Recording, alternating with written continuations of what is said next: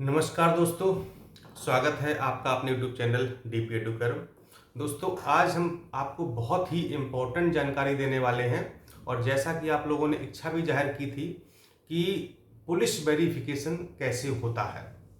जब आपका चयन हो जाता है, जब आप लोग अंतिम रूप से फाइनल रिजल्ट में आपका नाम आ जाता है, तो एक प्रक्रिया होती है जिसका नाम है पुलिस वेरिफिकेशन। इस पुलिस वेरिफिकेशन में क्या क्या होता है, किन किन चीज़ों की जांच की जाती है, अगर आपके ऊपर कोई मुकदमा है या झूठा फंसाया गया है, कोई आरोप लगा हुआ है तो क्या होगा, ठीक है। एड्रेस आप कैसे भरें, कहाँ का भरें, और जो मेंस का फार्म है, मेंस का फार्म भरते समय आपको कौन कौन सी बातों का ध्यान रखना है, कौन कौन सी बातें आपको याद रखनी है, क्या भरना क्या नहीं भरना है, ये आप लोग अभी से जान लीजिए, ठीक है। पहले से जाने रहेंगे तो आगे समस्या नहीं होगी, पर पता नहीं आपको याद रहा या ना रहा, या मुझे भी बताने का ध्यान रहा, तो इसलिए एक बार आप दिमाग में इन चीज़ों को रख लीजिए। पूरी प्रक्रिया आपको समझा देते हैं कि कैसे कैसे पुलिस वेरिफिकेशन की प्रक्रिया स्टार्ट होती है, ठीक है।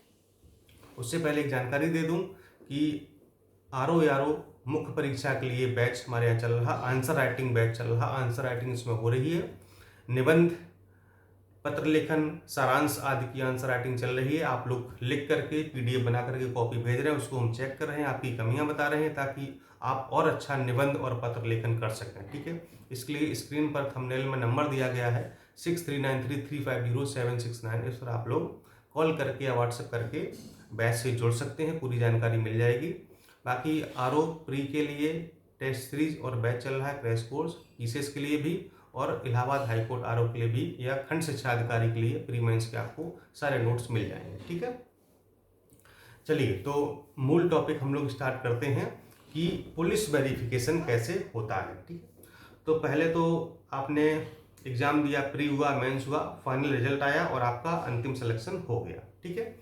इसके बाद आप लोग सेवा आयोग में जाते हैं, एक डेट निर्धारित होती है कि कब आपका डॉक्यूमेंट वेरिफिकेशन होगा। जब आपके डॉक्यूमेंट वेरीफाई हो जाते हैं, इस पर भी एक हम वीडियो बना देंगे कि डॉक्यूमेंट वेरिफिकेशन में क्या क्या होता है, कौन कौन से डॉक्यूमेंट आपको ले जाने होते हैं, ये पूरी प्रक्रिया आपको हम बता देंगे ताकि आपको भविष्य में कोई परेशानी ना हो, ठीक है।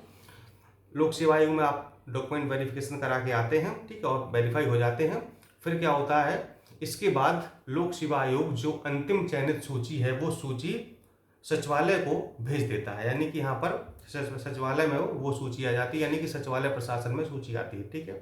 बाकी जो जैसे पीसीएस वगैरह के जो पद होते हैं तो उसकी सूची कार्मिक विभाग में आती है, ठीक है। इसके बाद कार्मिक विभाग सारे अन्य विभागों को डिस्ट्रीब्यूट करता है, जैसे कि एसडीएम के पद है तो वो राजस्व विभाग चली जाएगी, खंड विकास अधिकारी है तो वो ग्राम विकास आ जाएगी, डीपीआरओ के पद है तो पंचायती राज चली जाएगी, बीएसए के पद हैं तो बेसिक शिक्षा विभाग चली जाएगी, ठीक है।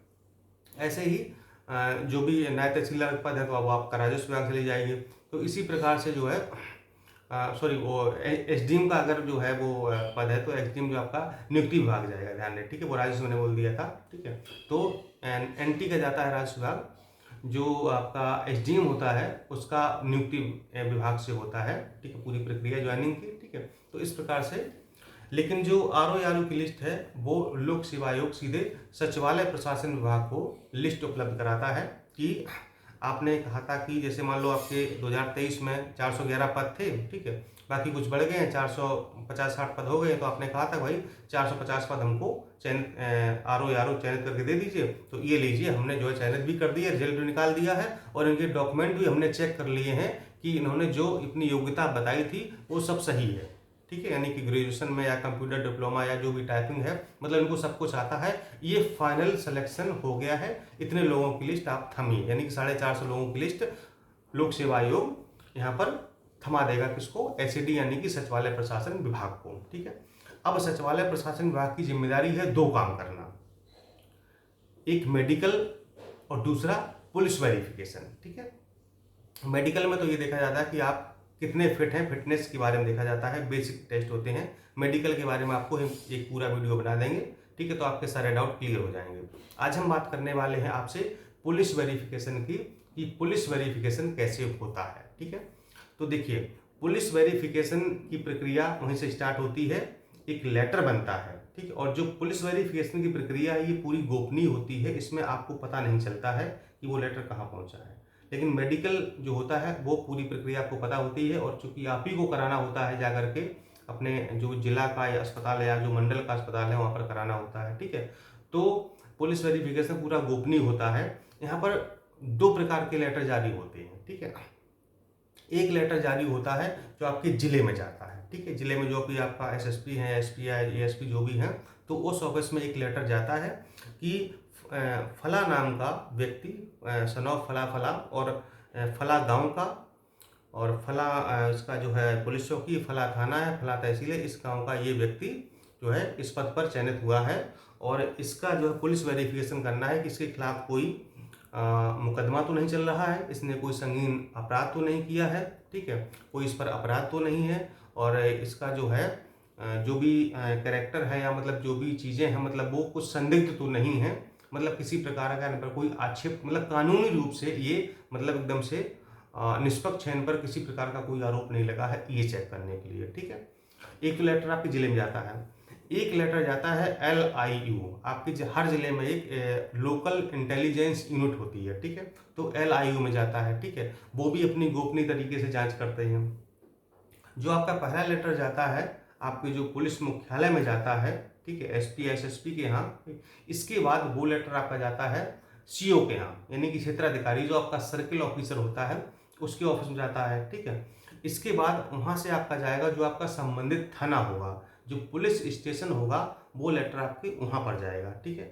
इसके बाद फिर वो लेटर वहाँ से जाएगा आपकी पुलिस चौकी, जो नियरेस्ट आपकी पुलिस चौकी होगी, वो वहाँ पर आपका लेटर जाएगा, ठीक है। कभी कभी क्या होता है पुलिस चौकी ना जा करके जो थाने के सिपाही हैं वही चले जाते हैं, अगर नज़दीक ही पड़ रहा है, और अगर उनको नहीं जाना होता है तो वो आपकी जो संबंधित पुलिस चौकी है वहाँ पर लेटर भेज देते हैं। तो वहाँ से फिर जो है जो वहाँ पुलिस चौकी प्रभारी हैं या कांस्टेबल हैं, जिनको भी मतलब चौकी प्रभारी खुद जाना चाहे या किसी को कांस्टेबल को भेज दे कि भाई उस गांव में चले जाइए और फला व्यक्ति के बारे में जाइए, गांव में जांच पड़ताल करिए कि जो है ये कैसे व्यक्ति हैं, इन पर कोई अपराध तो नहीं, कोई मुकदमा तो नहीं चल रहा है, ठीक है, और कानूनी रूप से ये एकदम से फ्रेश है, मतलब इन पर किसी प्रकार का कोई आक्षेप नहीं लगा है, ठीक है। तो पुलिस वाले आपके गांव में जाते हैं, और जब गांव में जैसे पहुंचते हैं और आपके घर के सामने खड़े होते हैं, पूछते हैं भाई फलाने का घर कहाँ पर है, ठीक है। तो लोग कहते नहीं वो सामने जो नीला वाला पुता हुआ, पीला वाला दिख रहा है ना, वो हरी सी मम्मी दिख रही है, वो झंडा लगा हुआ, ये वो फलाने का घर है, ठीक है। तो जाते हैं, पूछते भाई ये जो है फलाने सिंह यही हैं? हाँ। तो पहले तो अचानक जैसे पुलिस जब गाँव पहुँचती है तो लोग अचंभा लोग तो एकदम, वैसे तो 10-20 लोग तो पहले पुलिस के साथ में ही बोलेंगे, ठीक है। इसके बाद वहाँ पर जो दरवाजे के सामने खड़े हुए तो गांव के लोग मन में सोचते हैं कि अरे भाई फलाने घर में क्या हो गया है, पुलिस क्यों आई है, क्या हो गया ऐसा, कुछ लड़ाई तो हुई नहीं, कुछ झगड़ा हुआ नहीं है, ठीक है। लेकिन जब वो फिर वहाँ पर जो है कोई बाहर निकल के आता है, फिर बताते भाई आपके लड़के का सिलेक्शन हुआ है, इसी नाम का समीक्षा अधिकारी हुआ है, सहायक समीक्षा अधिकारी हुआ है। बोले हाँ साहब हुआ तो है, ठीक है। तो फिर वो पूछते हैं घर वालों से कि इनके ऊपर कोई मुकदमा वगैरह नहीं है, ठीक है। अब चूँकि घर वाले अगर मान लो होगा भी तो क्यों बताएंगे, मान लो कोई बता भी देते हैं। तो फिर वो जो है कभी कभी ये गोपनीय तरीके से जो है पुलिस वाले गांव में जा करके और गांव वालों से, आसपास पड़ोस जो लोग होते हैं ना, उनसे पूछ लेते हैं कि भैया जो फलाने लड़का है ना, इसमें मतलब कोई ऐसा मतलब व्यक्ति सही तो है ना, मतलब ठीक ठाक है, मतलब कोई मुकदमा वगैरह ऐसा कुछ तो नहीं चल रहा, कोई अपराध तो नहीं किया है ना। तो भाई लोग कहते हैं नहीं ऐसी कोई दिक्कत नहीं है, ठीक है। हालांकि एक दो विरोधी भी होते हैं, मान लो विरोधी अगर पुलिस से बैठ गया तो वो चार लगा देगा, ठीक है। तो हालांकि वो भरोसा नहीं करते हैं, वो पूरी अपनी जांच पड़ताल करते हैं। और अब तो क्या है, अब तो सब कुछ ऑनलाइन हो गया है, ठीक है। तो अब तो उनको जाने की आवश्यकता ही नहीं पड़ती, वो खाली बस ऑनलाइन चेक कर लेते हैं, ठीक है। लेकिन फिर भी जो है कभी कभी चले जाते हैं, ठीक है। तो इसके लिए आप क्या करें कि जो जैसे ही आपका रिजल्ट हो जाए, हालांकि मैं मतलब जो है जब भी ये चीज़ें होती हैं मैं आप लोगों को बताता रहता हूँ, इन्फॉर्मेशन देता रहता हूँ कि कब आपका पुलिस वेरिफिकेशन होने वाला है, कब लेटर इशू हो रहे हैं, मतलब इनडायरेक्टली। हालांकि ये सब चीज़ें गोपनीय होती हैं तो बता तो नहीं सकते हैं, ठीक है, लेकिन मतलब कि थोड़ा सा मतलब हिंट दे देते हैं कि हाँ मतलब थोड़ा सा आप लोग सतर्क हो जाएं। तो इसमें क्या होता है ना, इससे लेटर मान लो आप जब ये प्रक्रिया शुरू हो जाती है तो इसी बीच आप लोग ना अपने जो संबंधित थाना है, जो संबंधित पुलिस चौकी है, वहाँ आप संपर्क करते रहिए, ठीक है। वहाँ पर जो है संपर्क कर रहिए, सर जो है मेरा इस तरह से चयन हुआ है, सर मेरा वहाँ से लेटर जारी हुआ पुलिस वेरिफिकेशन के लिए, और सर कभी भी आ सकता है। तो आप वहाँ पर जा कर के जो है थानेदार से या किसी सिपाही से या प्रभारी से आप मिल सकते हैं, ठीक है। तो अपना नंबर वगैरह वहाँ पर लिखवा दीजिए, ठीक है। जो वहाँ पर मुंशी होते हैं तो लेटर जैसे आता तो आपको सूचित कर देते हैं, ठीक है। आप थाने में जाइए, ठीक है। और भाई आप समीक्षा अधिकारी बने हैं, ठीक है, 70-80 हज़ार रुपए के इंसान हो गए हैं, बेरोजगार थे, ठीक है। तो जाइए भैया, खुशी में उनको थोड़ा सा मिठाई उठाई खिला दीजिए और भैया सर हमारा देखिए चैनल लड्डू मिठाई का डिब्बा भी लेकर जाइए।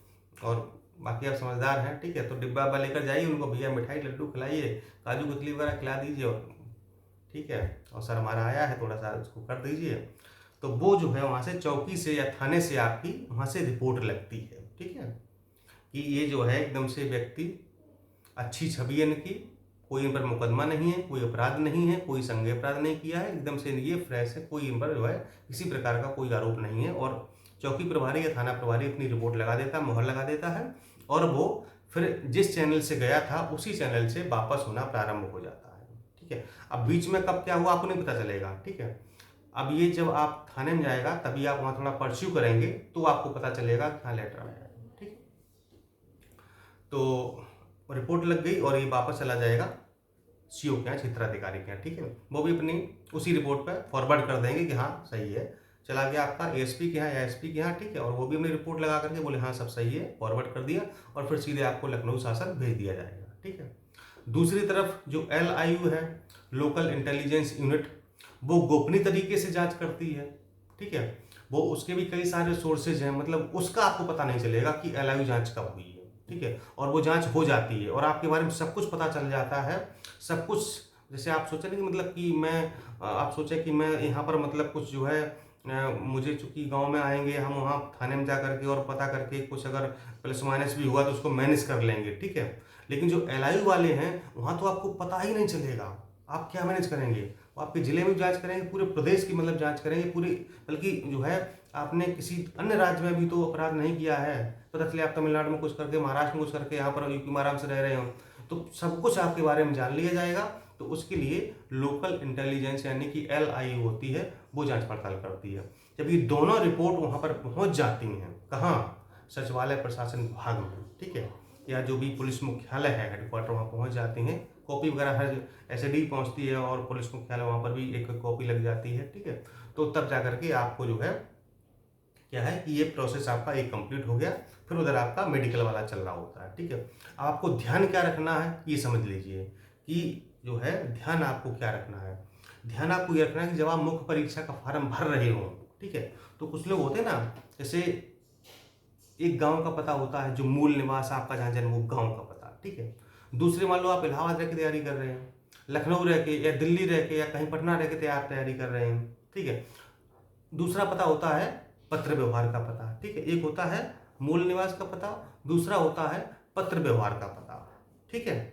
अब आपने क्या किया कि जो मेंस का फॉर्म भरा गया, अभी मेंस फॉर्म भरा है, जैसे आप प्री क्वालिफाई करेंगे, मेंस की परीक्षा होगी, उससे पहले आपको मेंस का फॉर्म भरना होगा, ठीक है। तो मेंस के फॉर्म आपसे पूछा जाएगा कि मूल निवास का पता, पत्र व्यवहार का पता। कुछ लोग क्या करते हैं कि दोनों में अलग अलग भर देते हैं, मूल निवास में भी तो वो भर दिया जो मेरे गांव का मूल पता है, जहाँ हमारा जन्म हुआ, माँ बाप रहते हैं, ठीक है।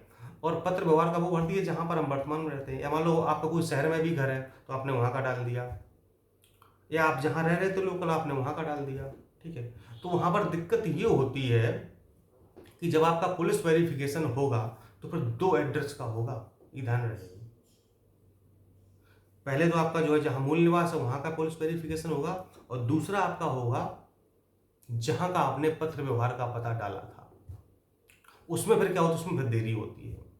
कभी कहते हैं ना, कुछ लोग की ज्वाइनिंग पहले होगी, कुछ लोग की बाद में। सर मेरा तो लेटर आया ही नहीं, सर मेरा ज्वाइनिंग लेटर नहीं आया। अरे भैया तुम्हारा 2 जगह से पुलिस वेरिफिकेशन हो रहा है तो लेट तो होगा ही ना। अब एक लड़के ने 15 दिन पहले ज्वाइन कर लिया, अगले का अभी तक जो है अपॉइंटमेंट लेटर ही नहीं आया, ठीक है। तो ये ध्यान रहे कि जब आप फॉर्म भरें तो वहाँ पर मूल निवास का पता और पत्र व्यवहार का पता एक ही डालें, ये समझ लीजिए, ठीक है।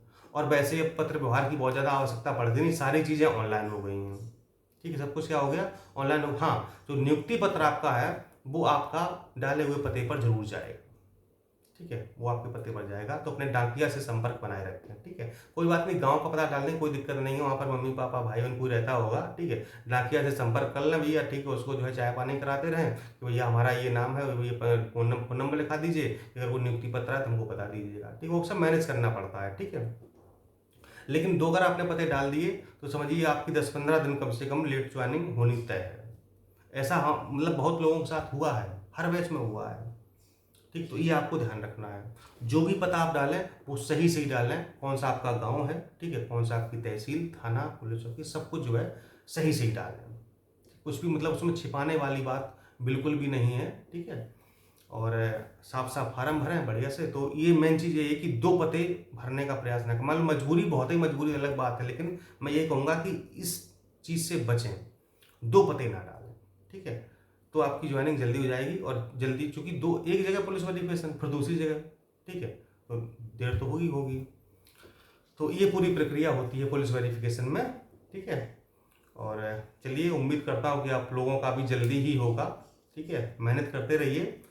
सितंबर के बाद ही आपका एग्जाम होना है, ठीक है। प्री के साथ मेंस भी पढ़ते रहिए, मेंस की तैयारी करते रहिए। आंसर राइटिंग, निबंध लिखना अभी शुरू कर दीजिए, चूंकि उसमें टाइम लगता है, सीखने में वक्त लगता है, ठीक है। और आपको जानकारी कैसी लगी कमेंट करके जरूर बताइएगा, ठीक है। अगले वीडियो में आपको हम मेडिकल के बारे में या फिर प्रमोशन के बारे में बताएंगे कि कैसे होता है, ठीक। नमस्कार, जय हिंद।